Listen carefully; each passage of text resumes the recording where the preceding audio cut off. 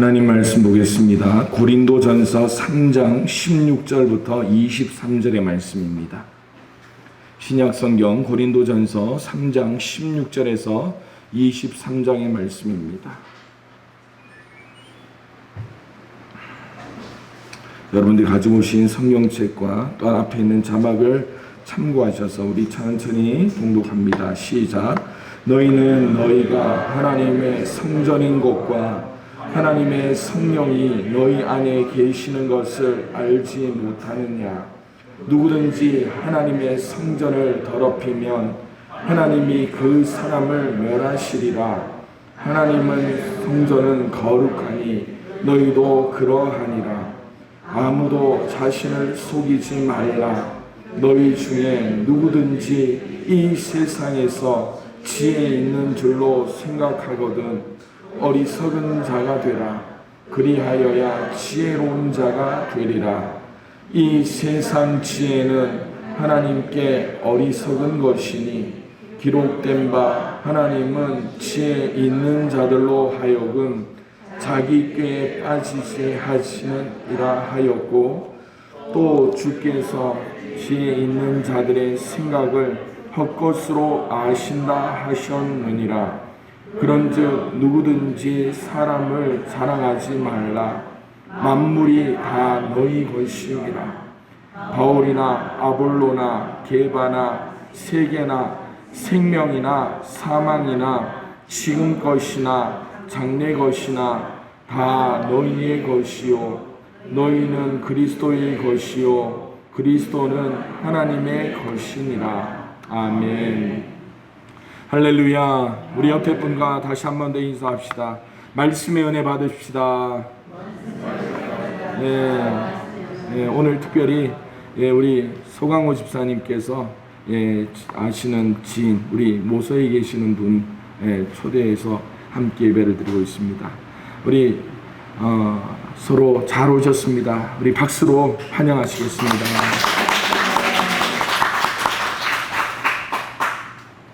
여러분, 이 꽃 많이 보셨죠? 보셨나요? 아마 예뻐서 자주 보지는 못하더라도 아마 이 꽃이 이름이 뭘까라고 생각하신 분은 참 많으실 거예요. 저도 이제 양평교회 온 지 햇수로 6년째인데 상주로 나가다 보니까요, 정확하게 헤아려 보진 않았는데 길가에 이 꽃이 얼마나 많이 폈는지 너무너무 궁금하더라고요. 그래서 이 꽃을 찾아봤습니다. 이 꽃의 이름이 뭐냐면 자귀나무예요. 자귀나무. 그런데 왜 지난 5년 동안은 보이지 않다가 올해 유독 이 꽃이 많이 보였는가를 생각해보고 검색을 해봤어요. 이 자귀나무는요, 좀 척박할 때에 꽃이 피는 습성이 있다라는 거예요. 그래서 지금 2022년 봄에 얼마나 봄 가뭄이나 이런 척박한 상황이었는가를 이 나무에 핀 꽃을 통해서 알게 되었습니다. 그런데 이 자귀나무는 또 하나의 습성이 있습니다. 이 꽃은요, 예전에는 이 부부의 금실을 좋게 한다고 해서 이 나무를 대문 쪽에 많이 심어뒀다라는 이야기가 있습니다. 살인문에 키웠다라는 것이에요. 지금 우리가 살고 있는 이 시대를 되돌아보면 봄감으로 척박했던 지금 상황이 바로 우리의 심령의 상황이 아닌가 하는 생각을 합니다. 2년 6개월 동안 코로나로 인해서 우리가 얼마나 힘겨워했습니까? 곧 끝나겠지 생각했는데 다시 재유행의 그런 확산의 기로에 서 있는 이 코로나로 인해서 우리 모든 사람들 그리고 교회 안에 있는 성도들의 마음마저 척박하게 돼 있다라는 거예요. 그런데 이 꽃이 언제 핀다고요? 척박할 때 피는 꽃이에요. 우리의 심령이 척박할 때에 세상 뭐 있나? 남들처럼 살다가 죽으면 되지. 아니에요. 그리스도인이라는 것은요, 언제나 물가에 심겨진 나무처럼 늘 푸르를 수는 없습니다. 그런데 이처럼 척박할 때라도 우리가 피어야 할 꽃이 있다라는 거예요. 그게 성도라는 거예요. 그리스도인이라는 거예요. 또 하나 뭐라고요? 이 꽃은 부부의 사랑을 증진시킨다라고 했죠. 이 꽃으로 보면 우리의 심령이 척박할 때 어떻게 해야 된다고요? 서로 사랑하는 마음이 우리 속에 나타나는 것이 마땅하다라는 거예요. 히브리서 10장에 이런 말씀이 있습니다. 서로 돌아보아 사랑과 선행을 격려하며 모이기를 피하는 어떤 사람의 습관과 같이 하지 말고 오직 권하여 그날이 가까움을 볼수록 더욱 그리하자. 어떻게 하라고요? 더욱 그리하라. 척박할 때일수록 더욱 사랑과 선행을 격려하는 것이 우리의 본분이 되어야 한다라는 거예요. 그런데 우리의 심령이 과연 그렇게 됐는가를 생각해 봅니다. 여기 플레이를 좀 눌러주시겠어요?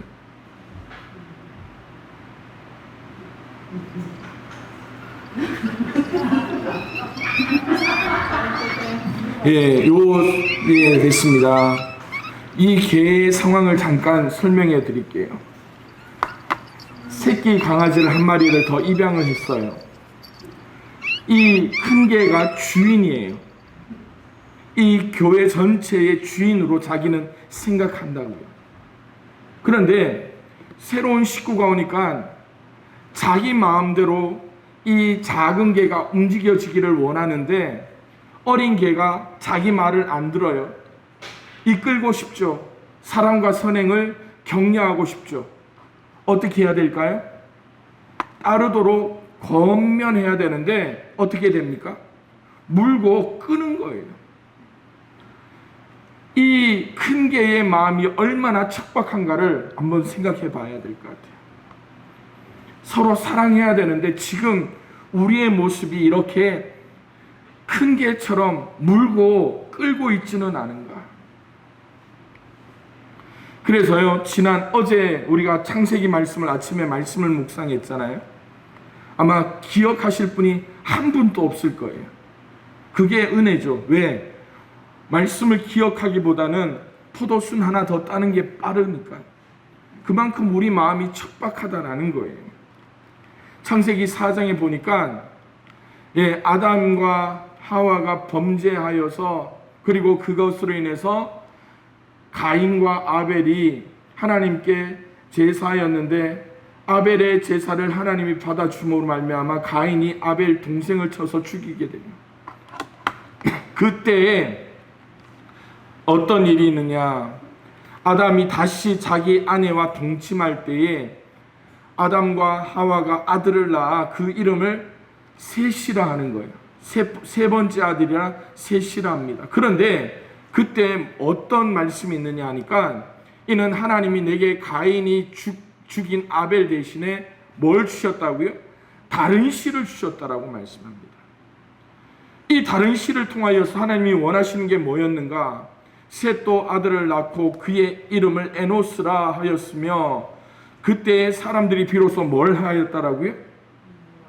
여호와의 이름을 불렀더라라고 말씀하고 있습니다.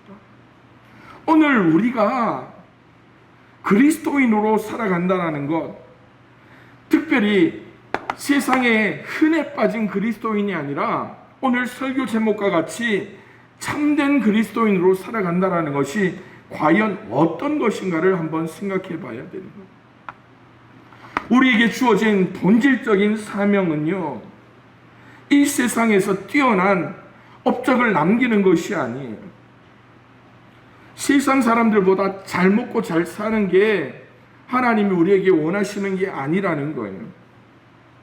하나님은 하나님과 동행하며 그분과 인격적인 교제를 나누고 우리가 이 세상 가운데서 성경의 말씀처럼 빛으로 소금으로서의 사명을 감당하면서 살아가는 것이 우리의 사명이라는 거예요.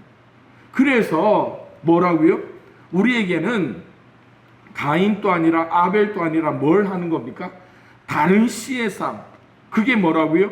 우리의 삶을 통하여 여호와의 이름을 부르는 삶을 살기를 원하신다라는 거예요.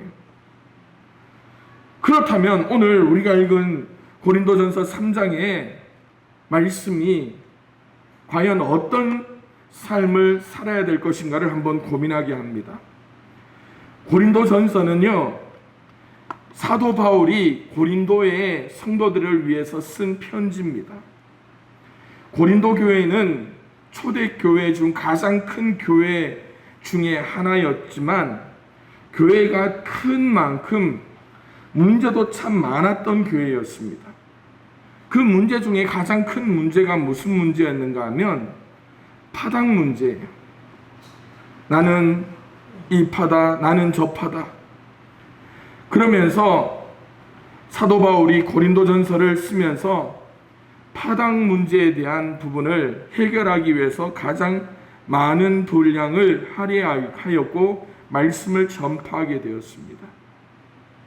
그렇다면 오늘 우리가 참된 그리스도인의 삶을 살기 위해서 우리가 어떻게 살아야 될 것인가? 첫 번째로 자신을 거룩하게 지켜야 한다는 겁니다.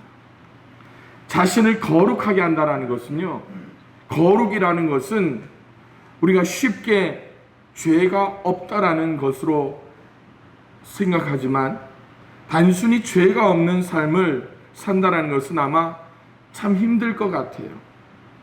그렇다면 오늘 제가 창세기 4장의 말씀을 통하여서 우리의 삶이 과연 어떤 삶을 살아야 될 것인가? 거룩이라는 것을 남들과 다른 삶을 사는 것으로 한번 생각해 보길 원합니다. 우리가 남들과 다른 이유가 뭐냐? 우리가 읽었던 본문 3장 16절에 이렇게 말씀합니다. 너희는 너희가 하나님의 성전인 것과 하나님의 성령이 너희 안에 계시는 것을 알지 못하느냐라는 거예요. 그런데 여러분, 자, 여기서 계속해서 누구를 지칭합니까? 너희라고 이야기하죠. 그런데 여러분이 목소리를 이어서 다시 한 번 더 읽어볼게요. 너희라고 하지 말고 나로 한번 읽어볼까요? 시작.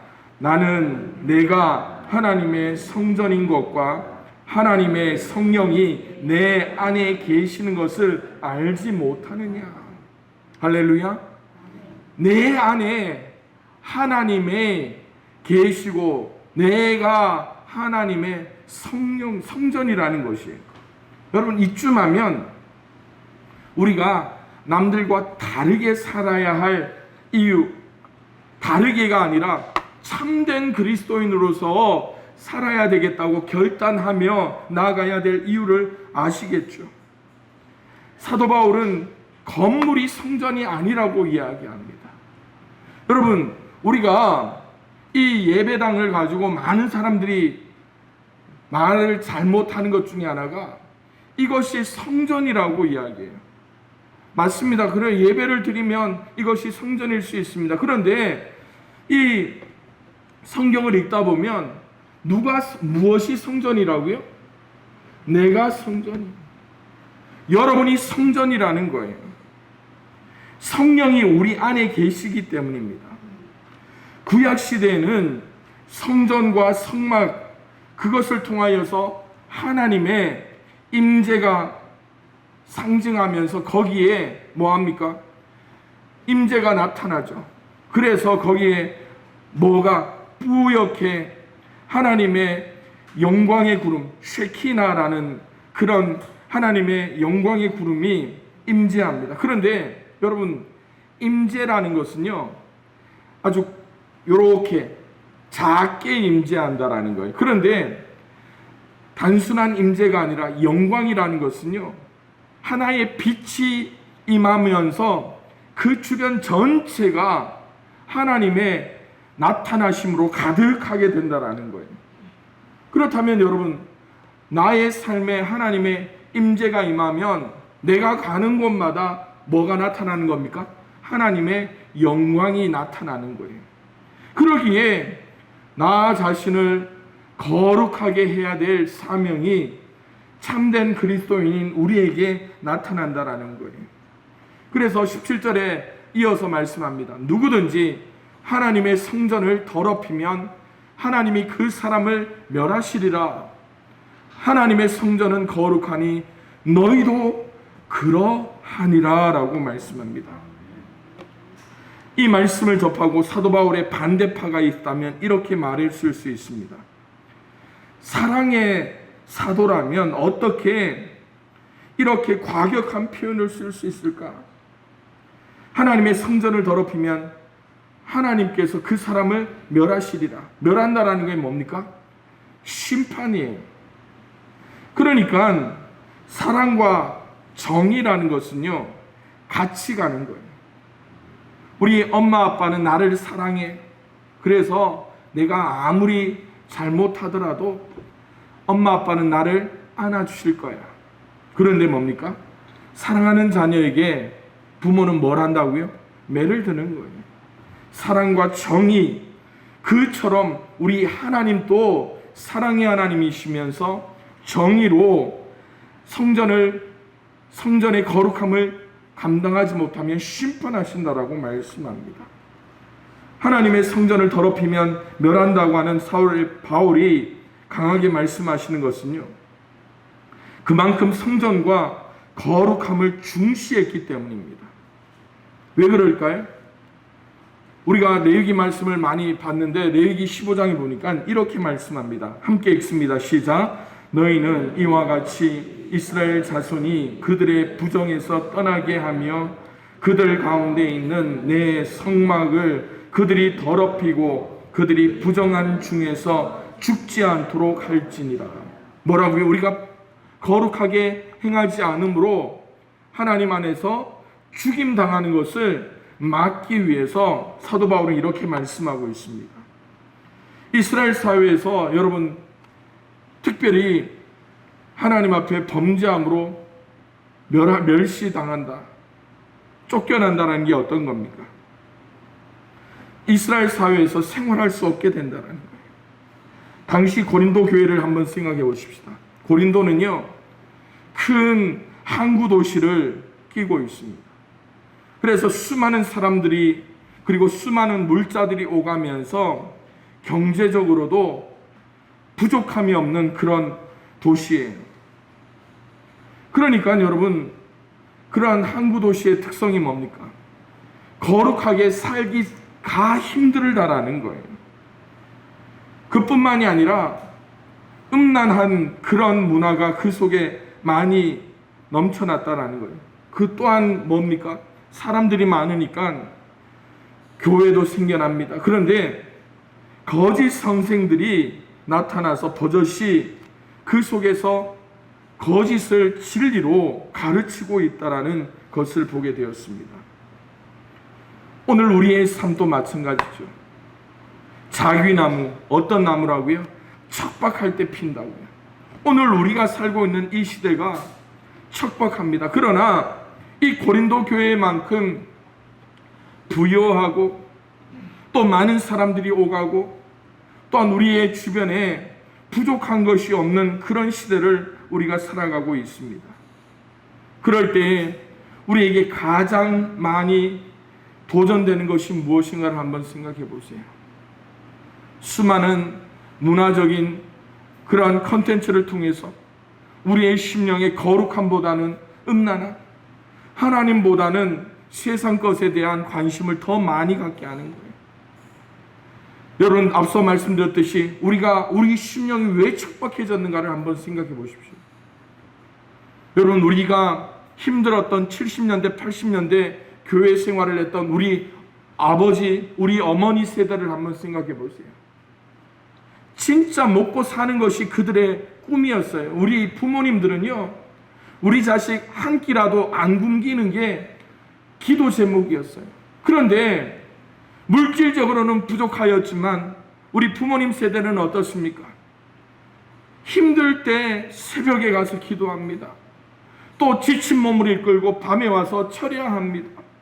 그러면서 한국교회가 그 보릿고개를 넘겼던 시대가 있어요. 그런데 여러분, 그때 그 시대를 생각하면서 영적으로 척박했다라고 하는 사람이 있습니까? 없어요. 그런 사회적으로 먹고 살기에 척박했던 때는 분명히 70년대예요. 그런데 70년대 한국교회는요, 영적으로 제2, 제3의 붐을 일으켰어요. 그때 보세요. 서울에 수많은 교회가 생겨납니다. 그때 일었던 부흥의 불씨로 이 대한민국의 4분의 1이 예수장이라는 이야기를 들었던 그런 시대예요. 그런데 여러분, 잘 생각해 보십시다. 코로나 때문에 여러분 참 힘들었죠. 그런데 코로나 때문에 물질적으로 힘들었습니까? 아니에요. 코로나 때문에 먹고 사는 게 문제였던 사람이 있습니까? 없습니다. 그런데 지금 한번 보세요.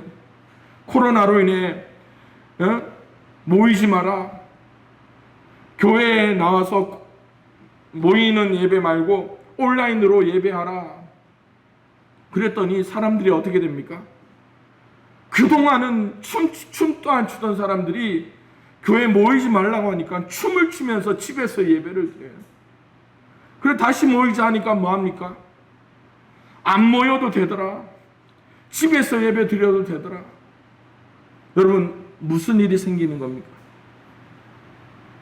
영적으로 피폐해지고 하나님 없이도 살게 되더라는, 우리에게 말씀하잖아요.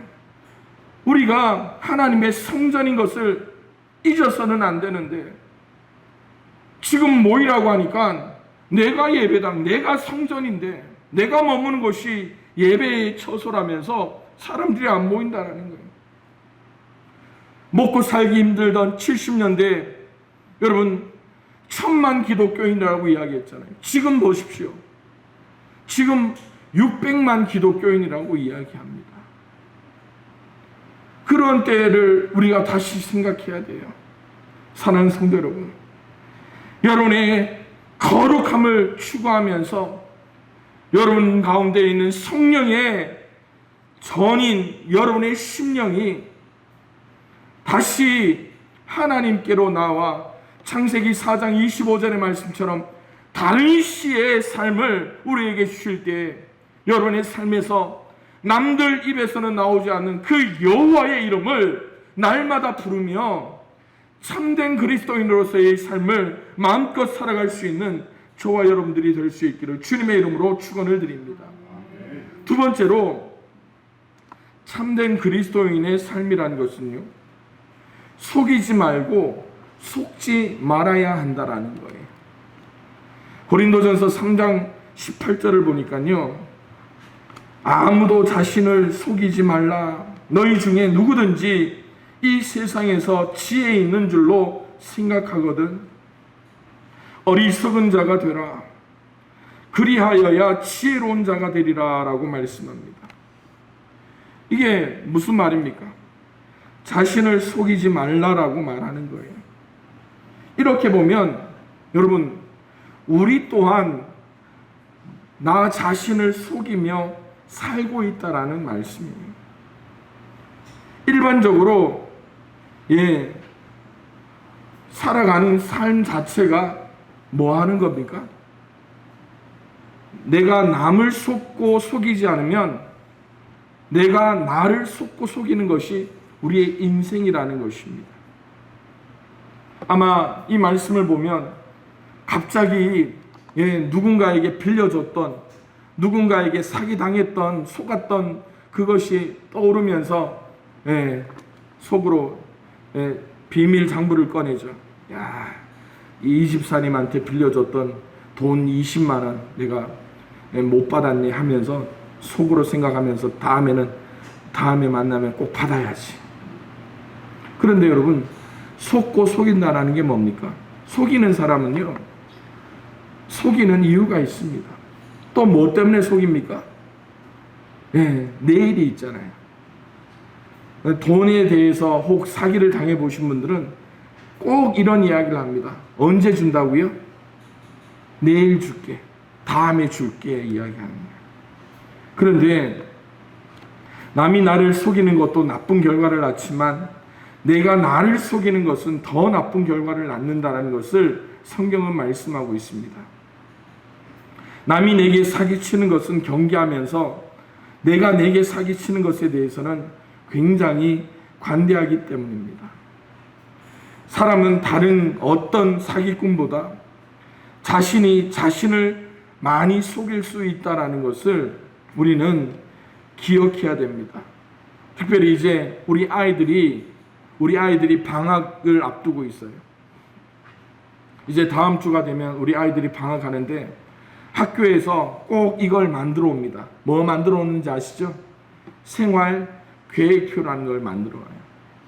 그런데 아마 우리 아이들을 키우면서 보니까 내가 했던 30년, 40년 전에 내가 만들었던 생활표랑 똑같아요. 꼭 일어나는 시간은 6시예요. 아침에 일어나는 시간은 꼭 6시예요. 잠자리에 드는 시간은 꼭 10시입니다. 이거 하나만 보더라도요, 우리 아이들이 얼마나 이 삶의 그 패턴을 잘 아는지 몰라요. 그런데 아이들은 삶의 패턴은 알지만 그 자기와 했던 약속을 지키는 것에 대해서는 너무나 관대해요. 뭐 하는 겁니까? 6시에 일어납니까? 더 늦게 일어나죠. 그런데 일찍 잡니까? 아니죠. 더 늦게 자죠. 그런데 여러분 잘 아시잖아요.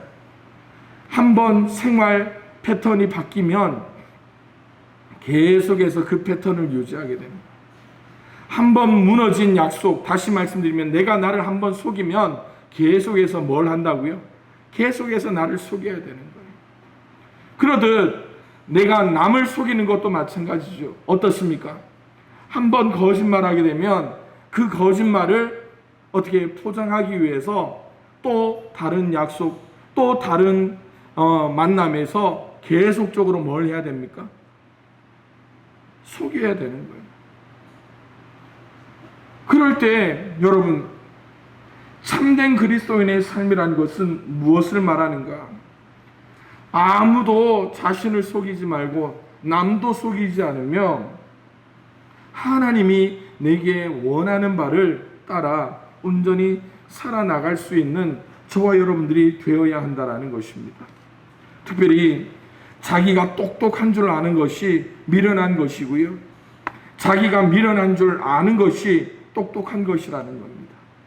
자신이 미련한 자인 것처럼 겸손히 자신을 낮출 때, 다시 말씀드리면 자신이 미련한 자인 것처럼 겸손히 자신을 낮출 때 우리의 신앙생활, 우리의 교회생활, 우리의 성도와 성도 안에 그 모든 관계가 바르게 펼쳐진다는 거예요. 여러분, 앞서 개 영상 보셨잖아요. 책임의식은 참 좋아요. 책임감이라는 건 좋습니다. 다시 말씀드리자면 주인의식 얼마나 좋은지 몰라요. 그런데 내가 주인이 되어버리면 어떻게 합니까? 물고 자기 마음대로 끌고 가는 거예요. 우리 교회도 마찬가지입니다. 예, 혹 새 가족이 우리 교회에 들어와 보세요. 아, 저분이 우리와 함께 신앙생활하면 정말 좋겠다 하면서 어떻게 해요? 사회에서, 집 밖에서, 교회 밖에서의 그 관계는 생각 안 하고 교회에서 내가 책임감을 가지고 내가 주인의식을 가지고 이렇게 차도 한잔 타드리고 교회도 안내해드려야 되는데 그걸 잊어버리고 내가 뭐가 되는 순간, 주인이 되는 순간 어떻게 해요? 끌고 가는 거예요.